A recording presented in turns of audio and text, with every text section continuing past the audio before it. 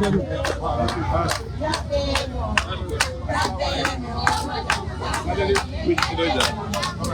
va, alhamdulillah. Oui, ça va.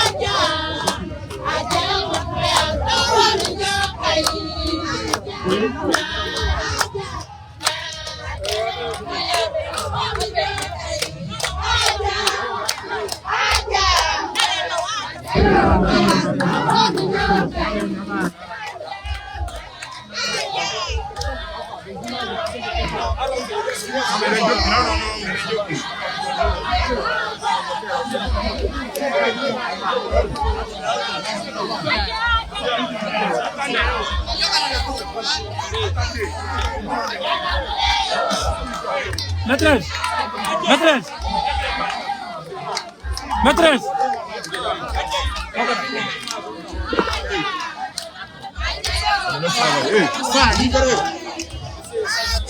Soyez la bienvenue. Merci bien.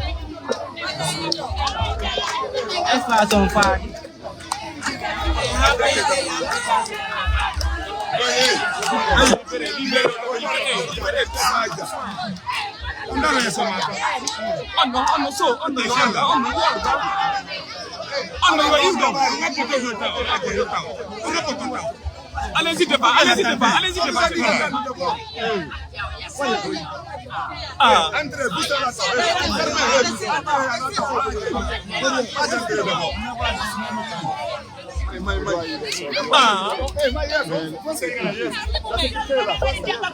kaso bigiri wonna da no laba ba ba jama hajja ndo da sunate voilà écartez non moi aussi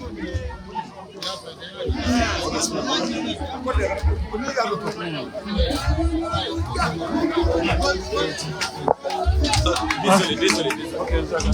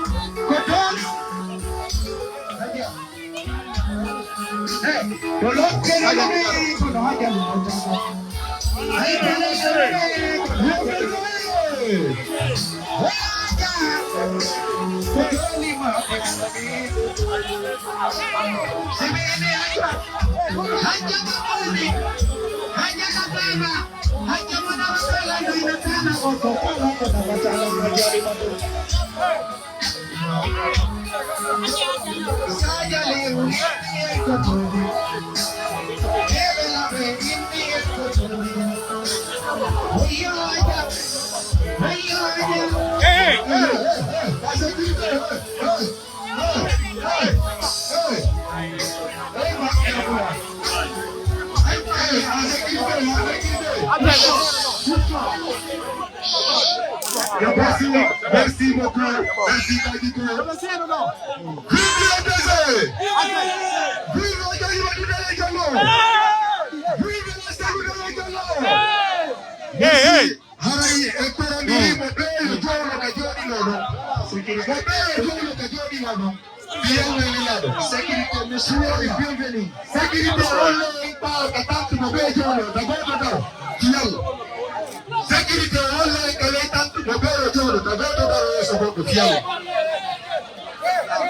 Fiala en lado.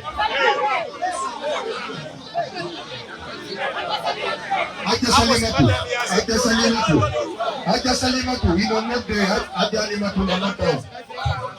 Entire video, full journal, Kalekan, hey, fully me, okay, Pusa. Fiala en lado, no full journal. Yes, okay, entire video, full journal. Ya dalam gadis ini terkelas mengontrol. Libera da wannan ne. Ake jolo ne Fiala ne lado. Wani yanga ake jolo ne wannan golle ne. Da tarike me ke dio. Ba cha ake. La sécurité wala no fuku jolo. Ini asobo. Wala place ka jolo ini asobo. Fiala, mama. Excuse-moi. D'accord. Andi hakke ko labe yidi hajji alimatu yidi labe layeli to weli na matu kumbe kukusema andi haja ayo meseli katumbe bato acha sana kutenda kazi yandi ki alla modelo todo yandi tagoto baro yilla goto hakundere ndo mi torike hakundere ndo ajitende hakundere ndo Fiala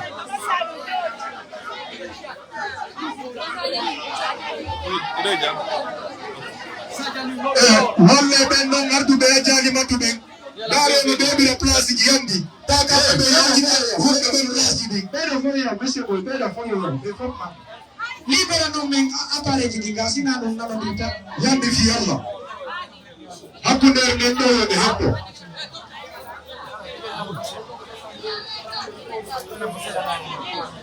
mukala de tu place Fiala mukala yo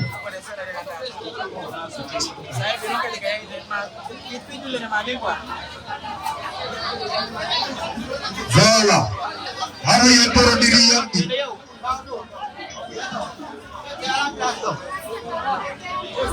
Mukala de tu place petorike yandi ngatu pu yeso no yandi hapundo nendo Fiala nela.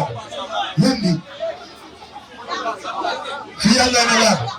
Entoro diri yandi hapundo nendo wajide yandi mobe na kukaona kasera Fiala. Oyi asio oyi dianga. Yogazoye. Hajali badudale ngaloye. Elo selu dale ngaloye. Victoire yogaze. Merci Rebelabe Wakilibe. Merci Mokoba Belabe Mawelabe. Merci Suka Belabe. Ay kama gidi fulu merentana. Il faut dire le temps, pour que non disponible. Faut le dire.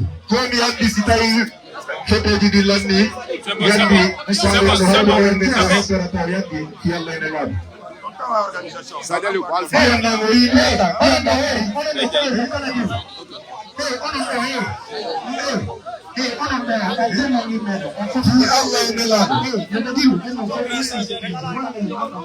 ça c'est le général.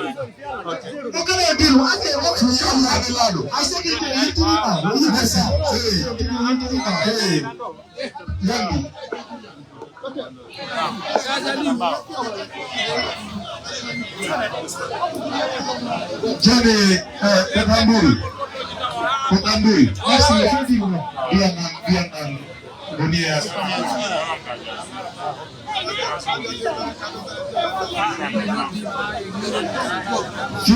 Yafe, alhamdulillah.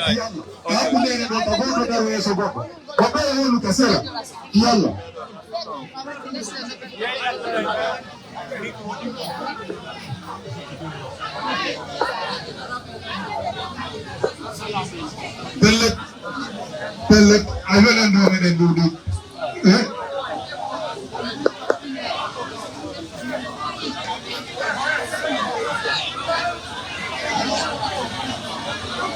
Zotni harawi omake yake dare no fokitini ndo murad bayro yiya son lay nit bay tuwo to me ko tanduri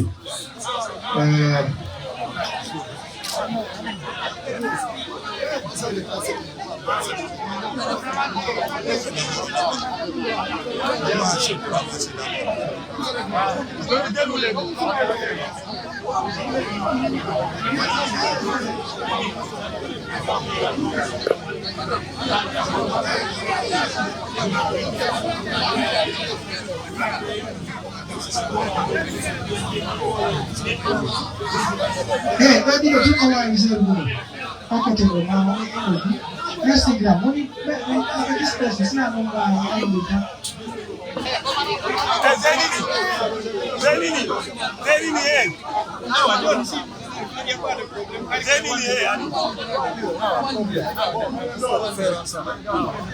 Jarama ido jang alhamdulillah Allah taala luci yo ne ci mi jawro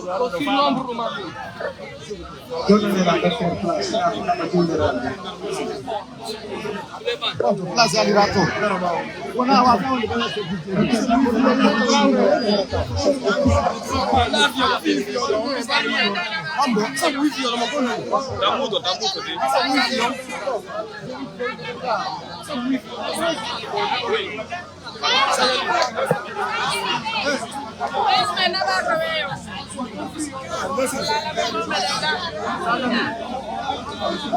Ça va,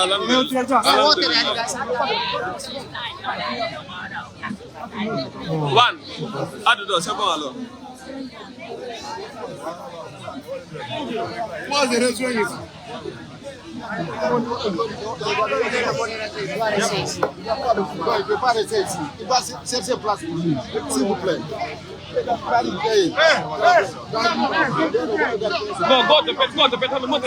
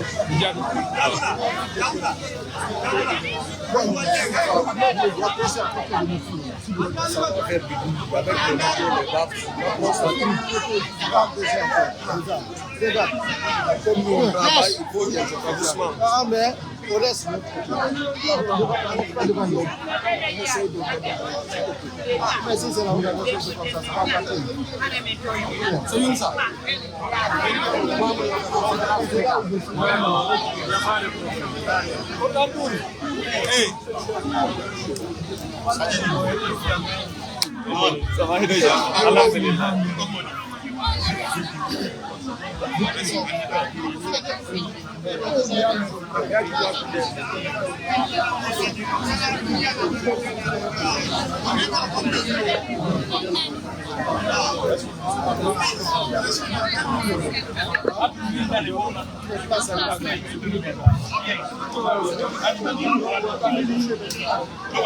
Ok.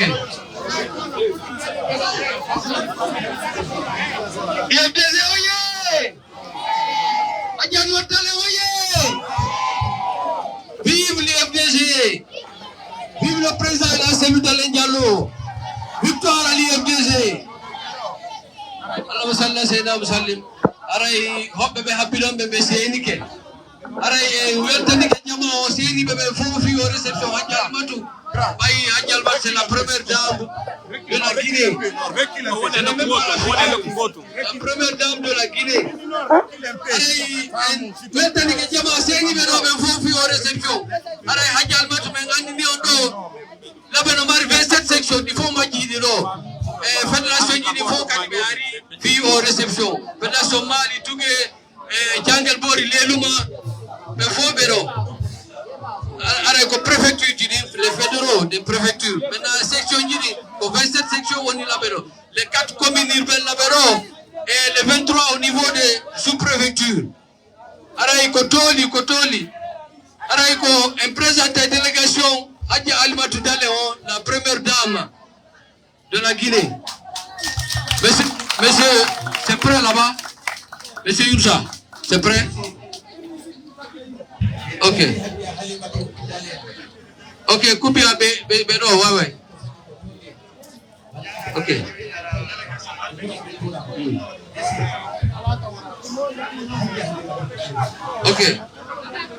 Okay, Johnny présente ton premier tour du section.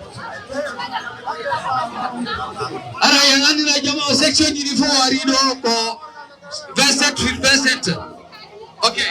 Alors, il présente la fédération qui c'est une médicament fi Yabago Ano Hadjalmatala Diallo. Alors, l'élément centre. Alors, son secrétaire général est là, Salou Diallo. Alors, il wondi donc et il me jo. Donc tout bébé. Alors, Jangal Bori, ko secrétaire général tigi fédéral. Momar Salou Balde. Odosire Adjake me présente la délégation. Ok, Mali, c'est son représentant, Elas Amadou Koubia, Monsieur Sissabane, Mamadou Aliou, Timbi Madina, Mamadou Ba. Ko délégation do Seni Fita de go réception me. Maintenant section Jiri ko di 27, wata présente de Befo Mabe. Ndiana ngari, ko Befo be Seni ko 27. Ok, fédération Pitao Ngaraino, Monsieur Amadou Diallo Bero et le secrétaire général même, il faut m'appeler Bero, Arayo Weltantobe. Ok, Johnny Areka, c'est Johnny Areka, délégation Hadjal Matialo, la présidente,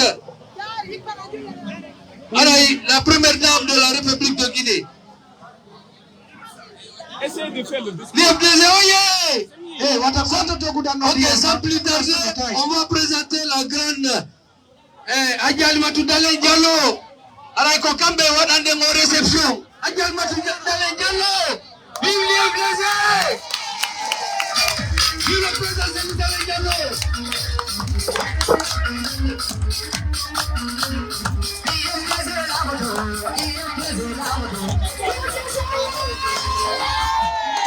Merci. Alors, Monsieur Salam So, au Cambodge, secrétaire fédéral Bessiao. Alors, on dit qu'il y a un président de Bédofo. Alors, président de Monsieur Salam So et Madame Delanda, fédération de Dixing.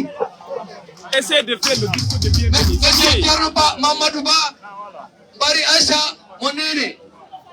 Docteur Alpha Omar, staff de Hadjal Matou, Asatouba, staff de Hadjal Matou, section motard, Mamad Selouba, Mamad Diallo, Monsieur Li, Miss Pau, Kadiatouba, et Amartaï Rouane. Aray Bedo Foko, Bedo Doti, Hadjal Matale. Aray Weltantobe Mourad Moyuru. Merci pour l'accompagnement. Victor à nous. Maintenant le discours. Ok, on va faire le discours le bienvenu. Ok, le mot de la fédération, d'abord. Ok, yes. Vive le dossier! Vive Dalen Diallo! Vive Hadji Halimatou Dalen Diallo! Ene do welti Hadji Halimatou fusnanani kella nebe. Hay fusso lanani kella nemo. Wabonga di bruit. Hadja labe wiyo ko sadi ko toli.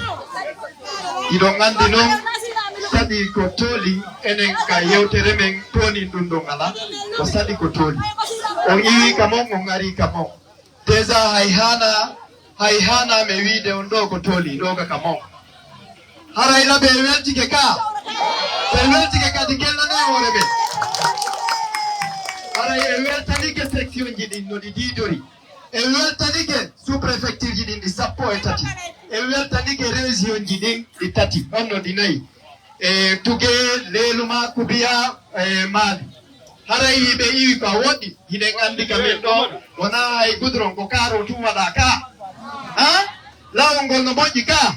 Kono hatta be foppo be présent do. Be foppo be présent. Hay goto yoba ka do, hay goto yena ka, hay goto foda ka do fenade.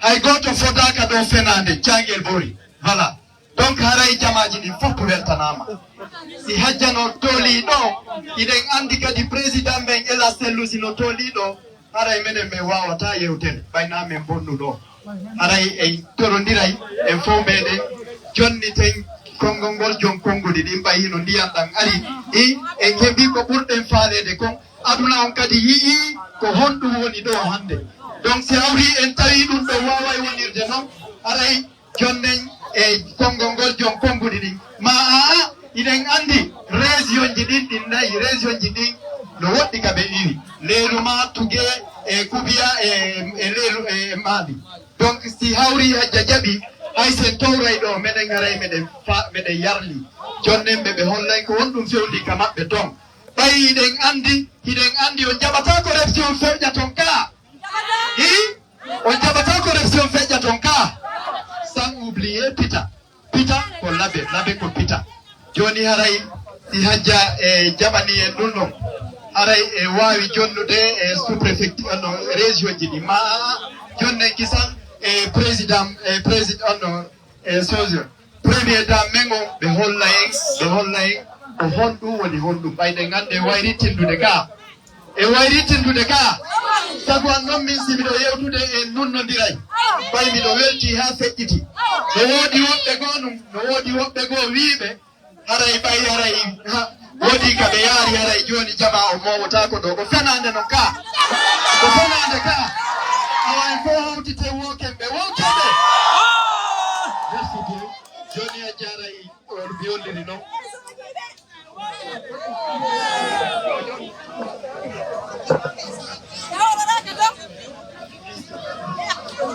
joni attendez je vous en prie do buino fala yewtude si hawri tawi on jabi jonne section jidi on région jidi mimmi do buri e tanjinade bura e wallita donc si hawri tawi fawi wawla en jotto do ha en debata do kongol hajja puisque de ngandi ko sa indian donc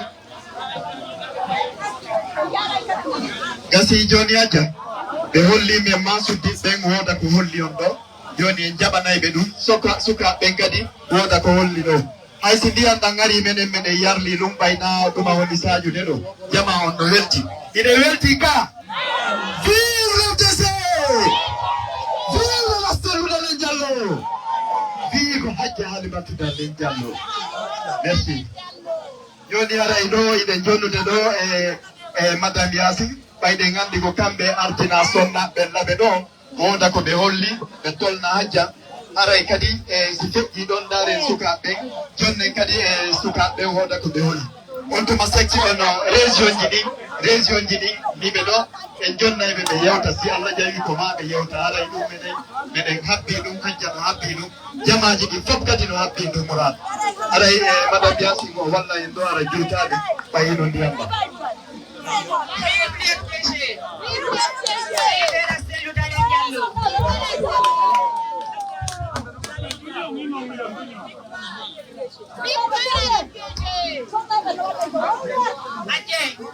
ande mede welti ko me yiyo mede welti ha bay non si goddo welti do nyata yo hambe dum hatta men inna yo hambe kono ko me yiyo ko wonani men welu bernde ha ka hatta meden andi ko watti do meden andi ko walliti président Séludalen Diallo comme l'adage dit à côté de chaque canton il y a une femme valeureuse et on compte une femme une guerrière nous comptons sur vous Inshallah, menen sonnaɓe laɓeɓe wona men makiti sakko men soode koye soodetele ɓen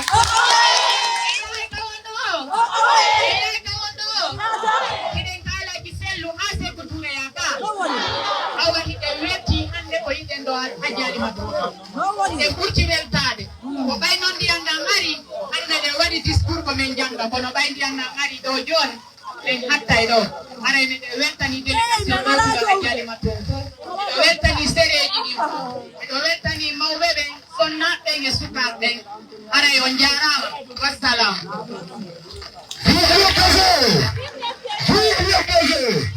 haray no nanirɗen ɗo ni aray ɗen jokkitade bayro wi ndiyam nangi ɗen eɓɓuɗo piiji boy kono ndiyam nan o yii ko nan woni wadde ko Doni ara isi feji e madame Yasi no wirano e daray fédération jidin yobe hebi luade goto yewto inde fédération jidi fu do dum no haray hide jonnude kongol ngol ardido suka ben ko parti men IFDG mon ko monsieur Mamadou Sellou Poutou Diallo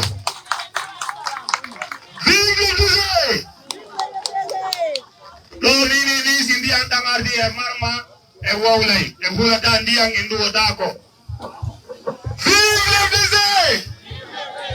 Sellou Diallo ye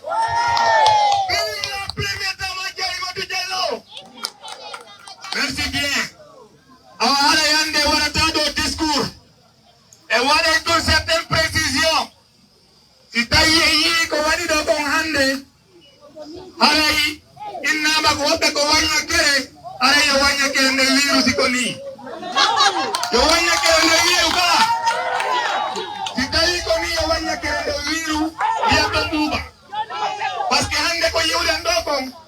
engandi kombe ni bazi FDC ukanga ndani ombe ni bazi FDC ande do sina drone wa wata holu de wonbe do ben fo ara me welta nike ko tetino Sellou dalen kon me welta nike ko tetino ni to bon kon parce que fi honno wa de nedo teturo wa de nedo yanga ni do lady ni imo mérite ko woni dabude kon ara ko wonno be retendon ene sukabe wonbe do be do andi itiri 2007 atonu futorita au mouvement de soutien à l'IFDC à Sellou Dalen haka sewni den do hande e yitorari bawo kono non hay min nata yala wadde naybete on woni dum action jidi wonno de wadde di fo en golla ha modde jes tumben dum e horde huno den dum wobbe be getta dum be huno yo be nabe golli donc en andintinabe wonne makko be huni kon faw be indi be golli ha be bi ndenginde ni be hebi don are ko enen golli dum be wawata kadi yaltidude be yetta dum are ko wonu hikketen don en fo meden ala mo hande mo marado opportunité no nyamira wono na en bekka hekka donc ko be indi to den don ko woni kawano are enen zuga be jetti engagement en bawo président Sellou Dalen l'ITMO engage de Momitri 2007 à Hande, l'instauration d'un état de droit, un état démocratique, la liberté d'expression. Et il y a un ba om hanya dom kudi kale di mede. Et il y a un ba odum litmengo. En panyo to to de minira be membe me watino ye. Be ya wipe nganda on to be hikori. Bigo to no propone ni un poste de responsabilité jokemo. O kambe takien, la kambe takien ka. Je vous exhorte vous la jeunesse. Restez soudés, restez unis derrière notre président. Quant à nous, nous vous promettons d'honorer notre engagement dès le début. On sera là derrière le président, quelle qu'en soit la situation. Mais il faut que le président Sellou Dalen Gallo. Vous vous donnez la parole, je vous remercie. Vive le président! Vive le Sellou Dalen Gallo! Vive le Sellou Dalen Gallo! Maintenant, ara israeli do to plaque compte 93 ara yo be yaw pedir na la jiendo 93 voilà ara yo to ndiri bar ndi anda yel di jamaaji di yo sodo wobe no baaw do wirni de ara yi de gottitabe ara yi do ngandi de wondi ga e stage be non len kambe kadi ara yi ka parti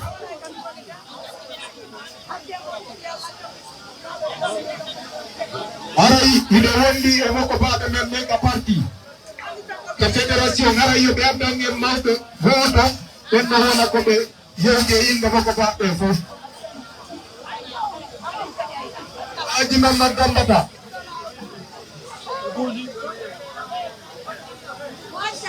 doni aray ide jonni dem se moroni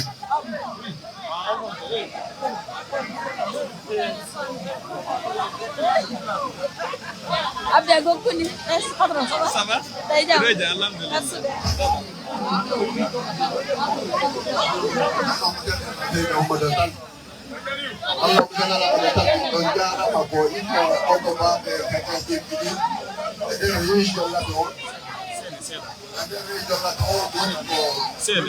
Junta, olha, eu quero isso.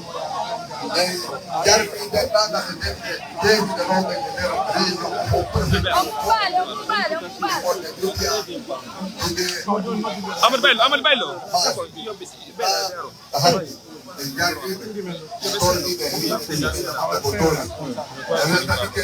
madam hakkado do wondi e fof tandiriɓe e ñattiɓe holliɓe wondema Fouta Diallo jogitiɓe o ay hunde yerta ay hunde pirta e yeeso ɓuuri yaade wattade ɗiɗo wattade ɗuro ɓe ganduɗa haalade makko ɓe hatti woɓɓe ɗum ɗo wona hunde saɗanna koye yeeso doole ɗe ɓuuri yaade kama ko yeeso ɓuuri on heɓa alay ma joni yewtoɓe no hunde e yimɓe saɗoen ɓe yewti yaade ɗo heƴƴini yewtade ɗoɓe bo ay hunde pirtaka ala ko talala jeɗɗa mana tan heƴƴi Vive le plaisir! Merci beaucoup. Haray si on fait ɗiɗo hiɓe yewɓe e yimɓe fédération ji ɗi haray ɓe gandi kujeɗo ɗo jogiyano ɗo maalino ɗo lelimano ɗo sangue boorino ɗo haray tigi tigi faama ɗaɗɗon gooto pipa kadi no ɗo hara gooto yewta yimɓe ɗin ɗon fédération ji yanki kamɓe ɗon gooto yewto yimɓe ɗin fédération ji ɗo sene ɗo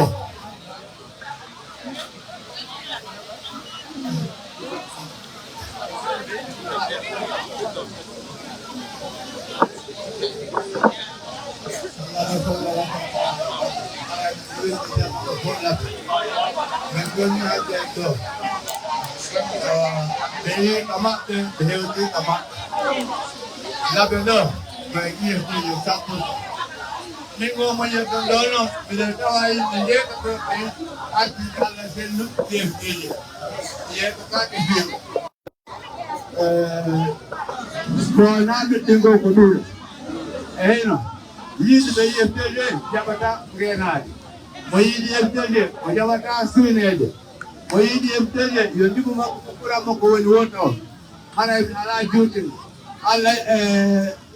allah ji feldere minen meɗen yangoy meɗen anndi e heno jonɗo maɓɓe ɗo ko tooli maɓɓe ɓe wiika maɓɓe ko tooli maɓɓe hana ko ɗum to e yimɓe maali fof ay allahumma salli ala sayyidina wa sallam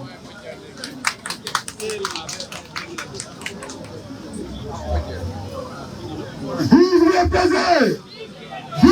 plaisir et bonne wadi tere jaga ka bonne wadi vive le plaisir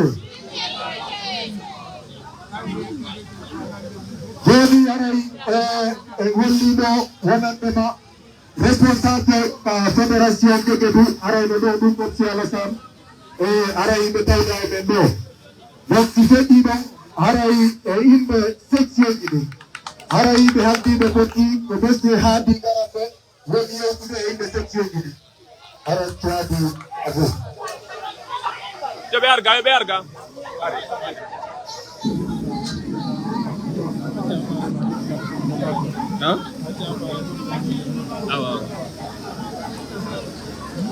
vive le plaisir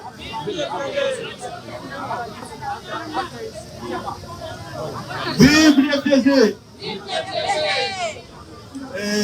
c'est un honneur d'oublier de voir pour moi de prendre la parole au nom de la section IFDG de Garambe et souhaiter la bienvenue fraternelle Adja Alimatu Diallo, première dame du parti, épouse de notre cher et respecté Rachelou Diallo.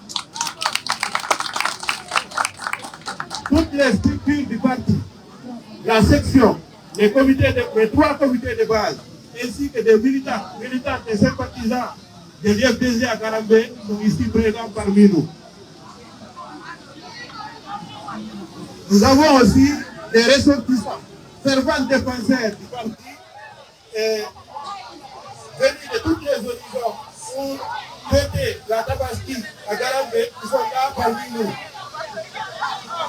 C'est pour vous rassurer que le parti est vivant à Garambe. Ensuite, c'est bon. En fait, nous sommes en route pour le congrès national du parti. Rassurez-vous, Adja, à Garambe, je voudrais me prononcer ici solennellement.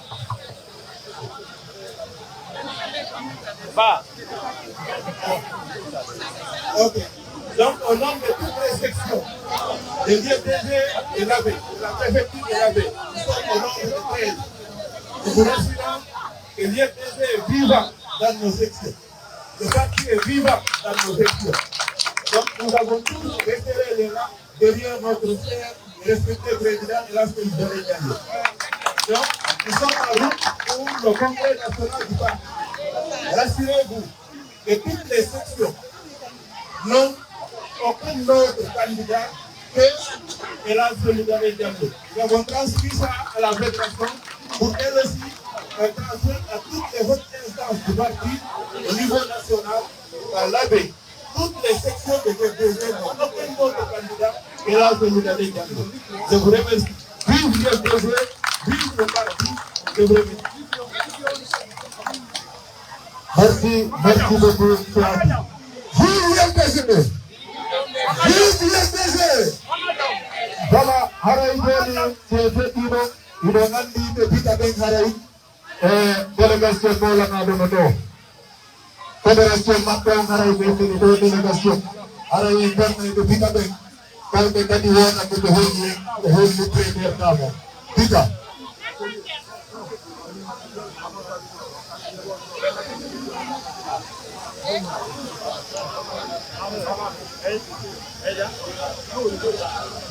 Assalamu alaikum wa rahmatullahi wa barakatuh.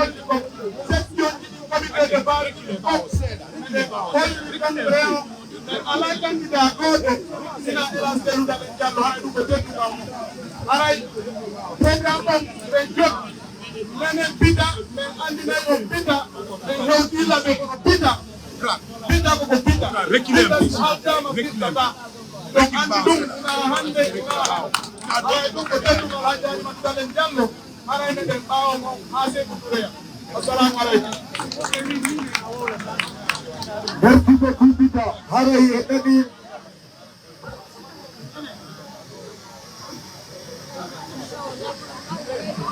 Bon, Badimo.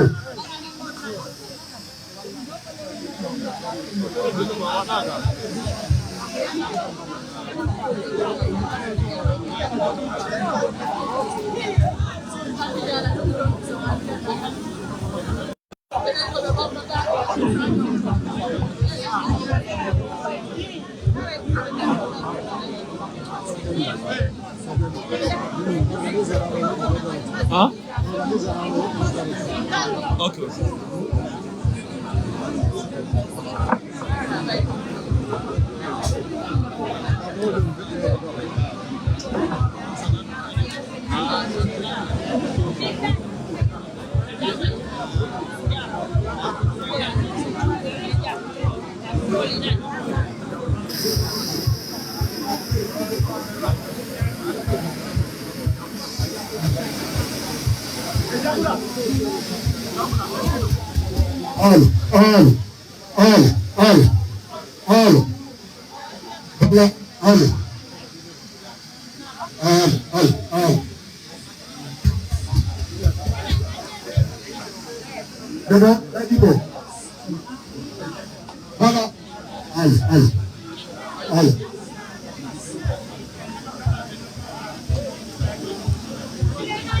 Voilà, Haraï, il est candidat. Allez.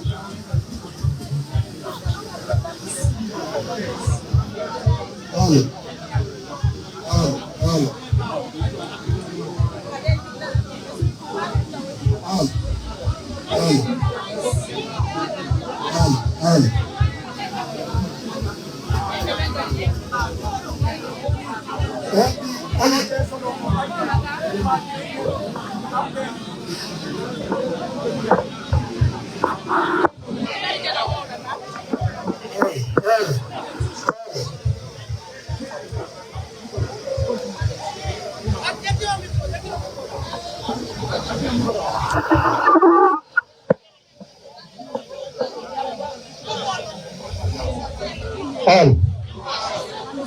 Voilà. Vive le baiser! Vive le baiser! Vive la Sekoundé Diallo! Vive Adjali Matoumbe Diallo! Victoire le baiser! Merci. Haray jone hibe jokita de programme. Haray nani intervention ji buy wadi do. Haray hibe mari mouvement de soutien ji do ngandi nganaji. Secteur motar no ga, zenini no ga, haray auditeur be men no ga. Tigi ido ngandi ko yimbe men kellube wakili be no dari dangarani e no sécurité mengo. Ah, le secrétaire est là. Monsieur Gadjiko haray ko monsieur Gadjiko woni yewde inde mabbe. Quel est le message Gadjiko? Merci. Merci beaucoup. Haray ko sadi jama foko toli ko jenini pour la victoire de l'IFDG. Mesdames et messieurs, les membres du bureau fédéral, chers invités, amis jeunes de l'IFDG de l'Abbé, Maman Adjali Matoumbe Diallo,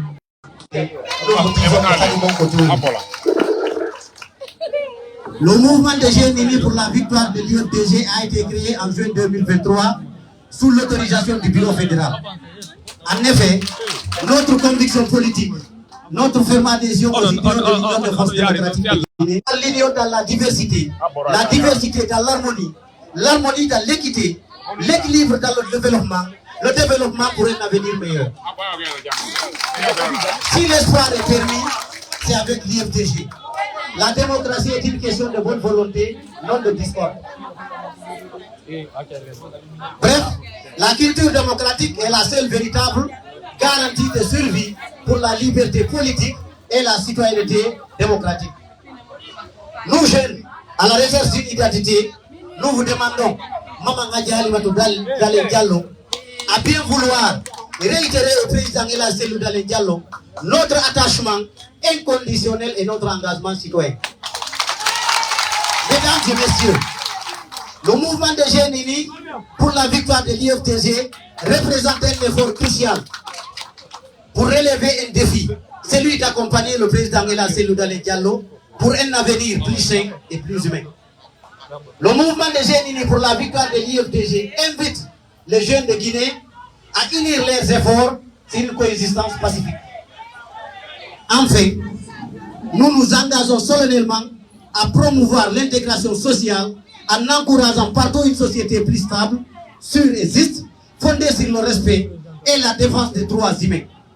El Hadji Cellou Dalein Diallo, le président, permettra d'éliminer la pauvreté, de promouvoir le plan emploi et l'emploi productif et de favoriser l'intégration sociale. Vive la Guinée, vive El Hadji Cellou Dalein Diallo, vive Maman Adjali Matoumbe Diallo, tambode El Hadji Cellou Dalein Diallo fi yobe lamu Guinée. Je vous remercie. Alors non, vous mangez ni yonkadi. No wadani yondo cadeau. Odong e Allah jien kabe hikoni ton. Haray ko teddugol mo président on ngewti yollitugol huɗo on ko atti ko. Merci.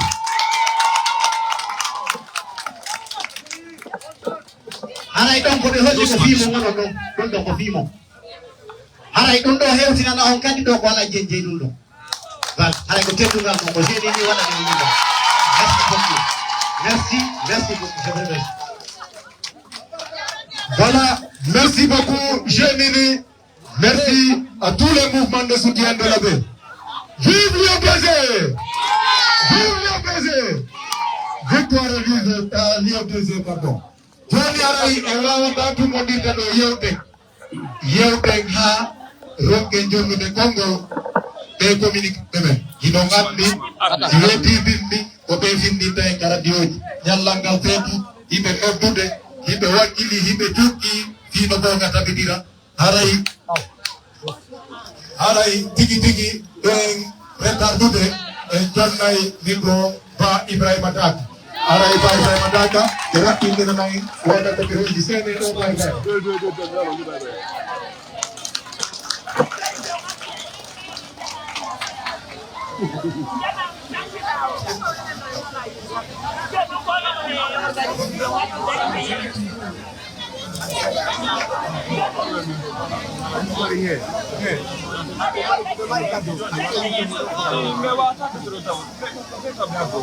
Si bebe marca que ya de no va a demanda con.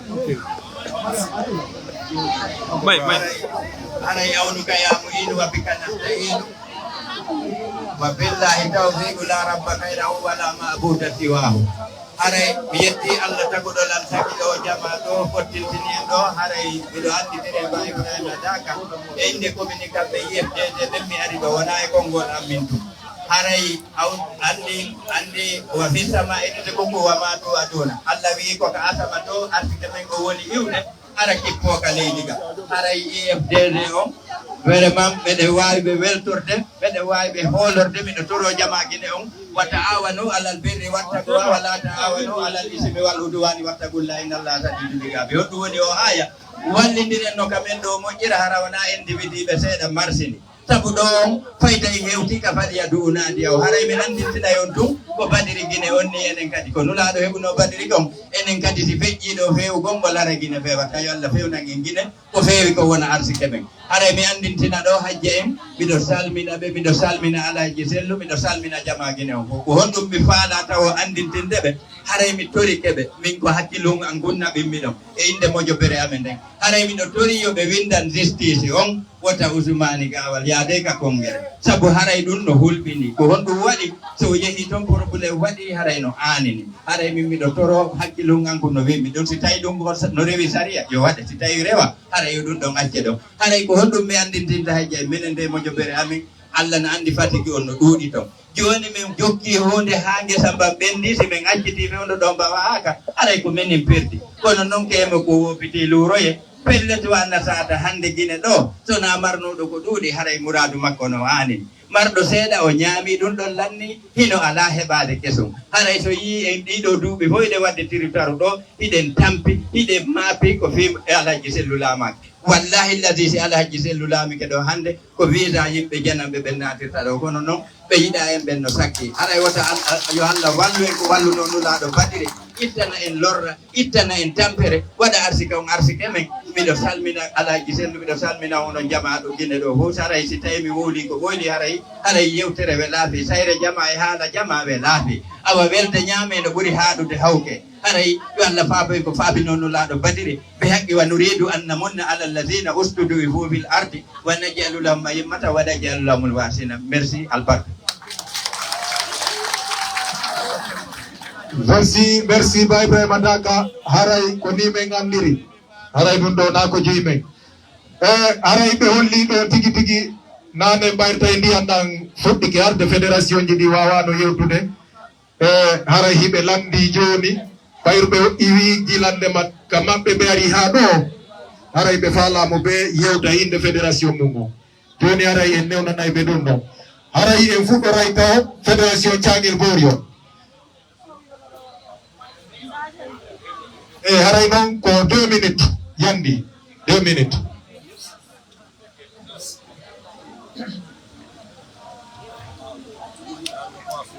اللهم صل على سيدنا محمد وسلم haray ko adi kon taw ko wettanagol fédération laɓe on sabu moɓoniral waɗangal ɗoma sanna tolna délégation iwranɗo en Conakry on mo horejo woni Hajji Halimatu Dalil Diallo e première dame de la république Dewedine e kadi noon weltanoɓe accituɓe golleji mum ari ɗo ngal tummodiran rawata wona yeenaɓe si ari ɗo par ce que ko ɓeɗo woni tigi tigi on ka parti base on woni par ɗuma on haray noon komi andintinta ɗo jama on ko laamu ɗaɓɓuɗen ɗaɓɓo laamu noon laamu wonta kadogoy laamu wona kado ko ɓe wakkiloɗen muñoɗen sono wakkiloɗen tun bientôt si Allah on jaɓi en laamoto ɗum ɗon ɓay Allah haaji en laamoto inchallahu rabbi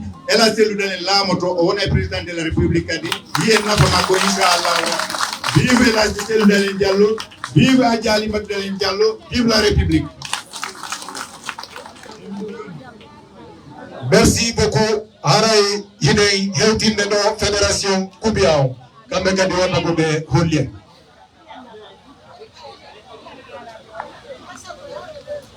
So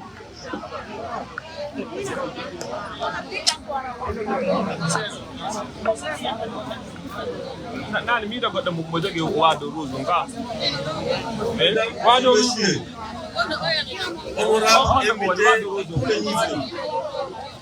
Messieurs les secrétaires fédéraux et responsables des jeunes de l'IFDG, respectez femmes de l'IFDG, c'est pour moi aujourd'hui, à ce jour 10 juin 2025, l'occasion solennelle de m'adresser à vous, militants et fidèles combattants infatigables de l'IFDG. Nous sommes les militants des premières heures de ce parti et pour rien au monde, je dis bien pour rien au monde, nous fera changer de camp. Après avoir scruté et analysé, nous avons compris que ce plus grand parti d'Afrique est démocratique, transparent, mobilisateur, doté d'un programme de développement jamais inégalé. J'ose le dire haut et fort devant les Guinéens de tous bords. Quand El Seloudalen accédera à la magistrature suprême, le monde dira que cela n'a que trop duré. Cette année sera l'année du bonheur pour la Guinée. En un temps record, il y aura la croissance de tous les secteurs qui aboutira à un développement durable de la nation guinéenne. Mesdames et messieurs, cette réponse citée plus haut sera comme une prémonition pour les Guinéens. Dans la vie, les jours passent, les regards changent, les idées naissent, mais les souvenirs restent toujours. Voyant combattants de l'IFDG, aujourd'hui, les ennemis de l'IFDG tremblent. Ils passent des nuits blanches sans trouver le chemin à emprunter pour nous nuire. Je vous informe aujourd'hui qu'ils sont tous vaincus. Pour les connaître, c'est très simple. Il faut les voir agir. Ils montrent leurs discours et cachent leurs actions. Mais leur propre même aide à les découvrir. Car comparant ce qu'ils font à ce qu'ils disent, on voit à la fois ce qu'ils sont et ce qu'ils veulent paraître. Plus ils se déguisent, mieux on les connaît. Mesdames et messieurs, respectons seulement le nom de notre parti, nous vaincrons. C'est-à-dire nous unir avec force, mais dans la démocratie. J'entends beaucoup de gens dire qu'on a un lilante, mijabi, go, noton si ali la ninge a sunnete, awahina rotandio dimonyamata. Si hirande hersa defama, modio dimo waldu nani. Avant de terminer mon allocution, je rappelle plus haut ce que chacun de vous connaît, génocide. Une injustice faite à un seul est une menace pour toute la société. Je vous remercie.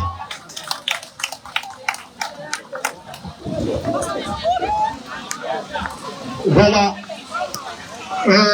Johnny, Pairo Indi and Nando Johnny. Johnny Sitayoni Nohauri. Again, Johnny Hajali Matu. Johnny.